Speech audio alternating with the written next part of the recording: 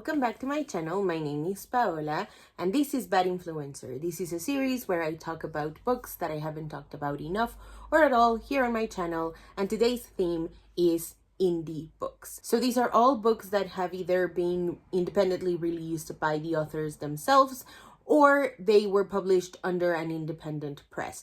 I will let you know as we go along. Starting with horror, the first book that I want to talk about is called All the Dead Things. It is written by Bear Lee, one of my dearest friends on the internet that I found because of BookTube. And this is a slasher queer horror about a serial killer, and it's told through narrative fiction as well as podcast episodes. I think you should read this one because I can almost guarantee that you've never read anything like it. It's really different, very unique in its approach to true crime and just serial killer stories as well as religious trauma. It's also a slasher, which I already mentioned, and I just love slasher. Slasher is my favorite type of horror. I just find something really cathartic and exciting about it, and this one completely knocks the genre out of the park in terms of its pacing and execution.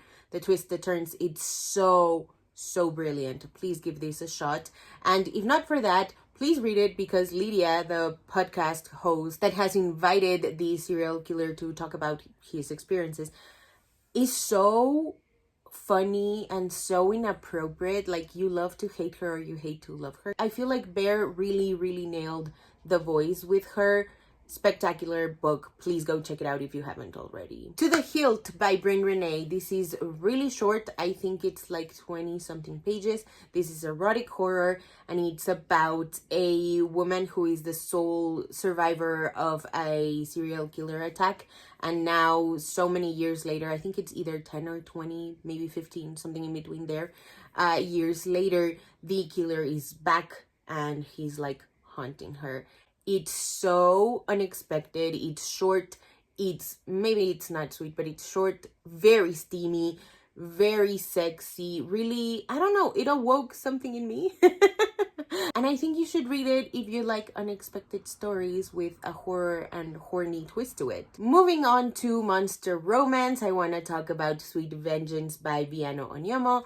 This one I read because of the premise itself. Oh my goodness. And this is a monster romance between a sexual assault survivor and the demon that she summons to make her taking revenge on the criminal look like an accident. I think you should read this book because it's very atmospheric. I love books that make me feel like I'm right next to the characters, especially when they involve some type of fantastical element to it. And this one definitely has that. You can feel yourself be in this world with this magic, in this just environment. It's spectacular. Another great reason to read this book is its subject matter, which is taking on revenge on someone who has hurt you. I love the fact that it's about Joy, the main character, taking revenge on someone who hurt her and who hurt her really deeply. I just find that to be super cathartic to read about, and especially in the midst of it being a monster romance, it adds a certain level of, I don't know what it is, but it has the it factor for me. And another reason why I think you should read this book is the anatomy. I wasn't really used to reading monster romances, and the ones that I did were very just like human-like, and that sort of took me out of the story a little bit. Because I'm like, you have all of these new body parts you can add and play with, so why don't you do that? And Viano Onyomo absolutely does that, and she knocks it out of the park with Sweet Vengeance. The way that Malachi experiences pleasure and excitement and what ticks him and what doesn't is so unique, and I just love that so much. These really solidified my love for monster romances. Moving on to contemporary romance, I want to recommend A Girl Like Her by Talia Hibbert. I read this one because of Cam. We were on book Twitter at the time, and they talked about this book and this author, Talia Hibbert, and I was like, this sounds like kind of straight up my alley, so let me read it. And I Loved it so much. This is a small town romance between Ruth, who is autistic, and she's also a comic book nerd enthusiast. She has her own comic book in the works. And across the aisle, or maybe on top of the aisle, I forget where he lives exactly in the building, but we have Evan, and he is a chef, and he's Ruth's neighbor, and they fall in love, and it's really precious. I think you should read this book because it's super cozy. I love small town romances. I think they bring certain like magic, comfort, and they don't shy away, especially Talia Hibbert, they don't shy away from looking at the ugly sides of living in a small town while still providing you that level of comfort that comes with finding your people within this small town. Another reason why I think you should read this book is the dynamic. I love the banter that Evan and Ruth have going on. It's really charming, really sweet, and I feel like it's very British, but I also don't really know what I mean by that. I just think it's different from other kind of rom-coms that I've seen or read. So, do with that what you will. And last but certainly not least, I think you should read this book because of the way that it handles abusive relationships at the hands of a very powerful man. This book comes with its own trigger warnings at the very front of it, so check them out if you are sensitive to that kind of stuff.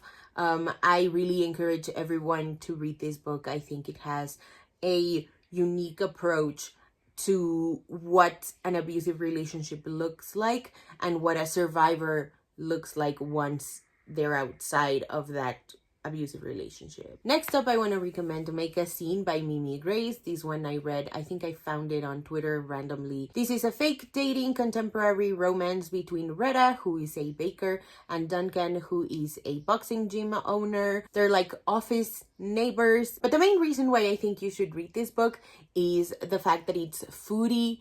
It will make you so hungry. It's also really steamy and it delivers so well. This book is so freaking hot and I loved every minute of it. And last but certainly not least, there's a food truck thing that happens where Retta and Duncan are sort of piecing the story that they're going to tell their families about their obviously very fake romance, and it's the way that they get to know each other, the way that they come up with a story, and I just really love that. I hadn't seen that in any romance book ever, I don't think, and so that brought a really great breath of fresh air into the genre, in my opinion. And again, I just can't talk about the steamy scenes enough. If you're into that kind of thing in a romance book, please go check this out. Birthday Shot by Rilsey Adams. I read this one because of the author herself. I had read 8, which is an erotic novelette, and I just immediately knew that I wanted to read more from Rilsey Adams, and so I did. This is contemporary romance, and it's between Shay, who is like a lifestyle influencer, blogger kind of thing, and Coffee, who is Shay's older brother's best friend, which is a trope that I just love. I love the perceived forbidden aspect to it. I think it adds a lot of tension and a lot of excitement to the mix. I love the steaminess of this book. If you couldn't already tell, I do love me some steamy, hot romance novels, and this one very much delivers on that. And the third and final reason why I think you should read this book is the communication. I know there's a lot of talk in the romance community regarding the miscommunication plot device, and I think this book addresses it really well. Heartbeat Braves by Pamela Sanderson. This is a workplace romance. I read this one because of my now dead book club. I was looking for Indigenous written works, and this one sounded like the most up my alley. This is workplace romance between Rayanne and Henry, who are forced to work together once the center that they work at is facing a crisis. I think you should read this book because of both of our main characters' reluctance to love. I love pining, I love yearning, and this book has it to such a delicious degree. I love when the main characters are like very clearly feeling something, the sparks are flying, but they're just like, no, I can't get with you. No. I think it adds a level of spiciness to the slow burn of it all. You should also read this book because of Rayanne's standards. I love the fact that she knows what she wants and she knows what she deserves. And for that very reason, she knows that her chemistry with Henry is not enough to build a long-lasting, healthy relationship. And the way that it's brought up in the book is very organic, very realistic in my opinion. And last but certainly not least, I think you should read this book because of its workplace setting. It left such an impact in my reading life that I've been thinking about this series ever since I first read this book in 2020. I've been meaning to just get those books and just eat them up because I just love the workplace setting. I love the dynamics that exist between the co-workers. And yeah, I just can't wait to read the rest of it. So I hope you check this one out. Next, I want to recommend a romantic suspense series. This is by Rebecca Weatherspoon and it is the Beards and Bondage series. I read this one because of Cam as well. I think she recommended the first book, and at the time I had like caught on to book recommendations and especially romance book recommendations. Rebecca Weatherspoon had put up a form to fill out so that you could apply for an e-arc. I got accepted and that was like my first e-arc ever, the e-arc for Sanctuary. But we're talking about a series. It is a trilogy and it's romantic suspense with a dash or a lot of dashes of BDSM depending on the book. The first book is Haven and it focuses on Claudia, who is a fashionista, and Shepard, who is a cranky mountain man. This one I'd say is the most intense in terms of BDSM and sexual experimentation. It's also really fun. I think all three of them deal with traumatic events in a really interesting and unique way, in a way that I just don't see enough media, regardless of genre, ever engaging in. So that's another great reason to read these books. The second book is called Sanctuary. Like I said, this was my first e-arc, so it holds a really special place in my heart. I recently reread this book and it focuses on Liz, who is an attorney who just survived a murder attempt by one of her former clients. And the love interest is called Silas. He is an autistic farm owner and he's so fun to be in his head. It's so fun to read the banter between these two because they're just really different people. I love this book. I think this one is the tamest in terms of its sexual experimentation. And the third book in the series is called Harbor. This one focuses on Brooklyn, Vaughn, and Chris, who meet each other upon finding out that their now dead significant others were cheating on them with each other. I think you should read this book series because of the dynamics that the couples have going on between them. These books are not really lighthearted at all, in my opinion. They deal with death threats, death, infidelity, grief, and I think they do it with such care and sensitivity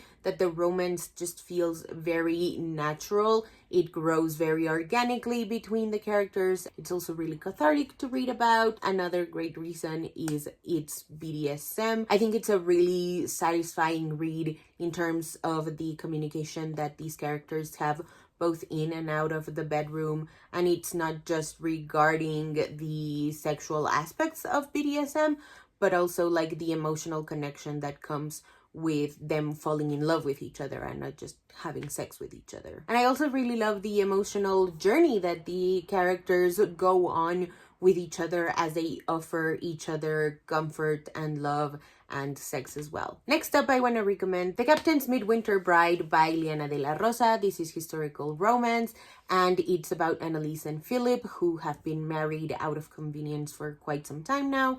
They have children and one of them is about to get married, and so the plot revolves around that marriage, like planning out that marriage and providing some advice and comfort to that kid, as well as like reigniting a quote-unquote old and unexplored flame. I think you should read this book because of the dynamic between Annalise and Philip, who, despite having been married for quite some time, don't really know each other. So it's really fun to learn about them and what made them a good match despite it just being out of convenience. It's also about family and fatherhood and what absence can do to the children that you leave behind. Last but certainly not least, I think you should read this one because it's short. It's only 114 pages or so, and it's also sweet and quite steamy as well. Moving on to poetry, I want to talk about Freedom House by K.B. Brookins.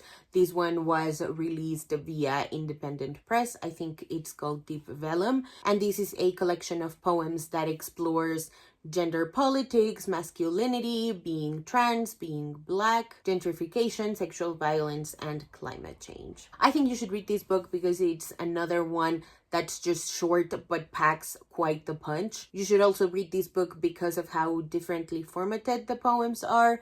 There are not all just verse poetry. Some of them are prose, and there's one that's one of my favorites that's formatted like a resume. And the third and final reason why I think you should read this book is because it's in a perspective that it's widely and very annoyingly ignored by mainstream publishing. So please go read this one if you haven't already. Also check out the rest of KB Brookins' work. I will leave a link in the description below to their website. Last but certainly not least, I want to recommend Orange September by Jasmine Farrell. This one I don't really know how to give a synopsis for you, so I'm just gonna read what it says on the synopsis. Unafraid and bare, as the autumn leaves fall over Brooklyn, a young woman discovers a love that was, is, and will be. Orange September gives us a peek into her heart as she navigates a budding union.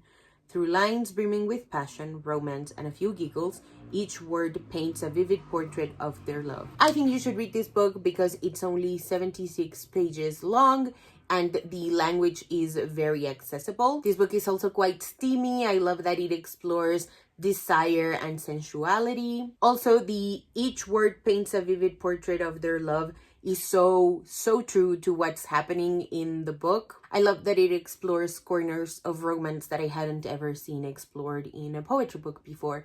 And again, it's quite short, very accessible, really sexy. Please go check it out if you haven't already. Alrighty, so that's it for today's video. Thank you guys so much for watching. If you haven't already and you'd like to, go ahead and hit subscribe, and I'll see you in the next one. Bye!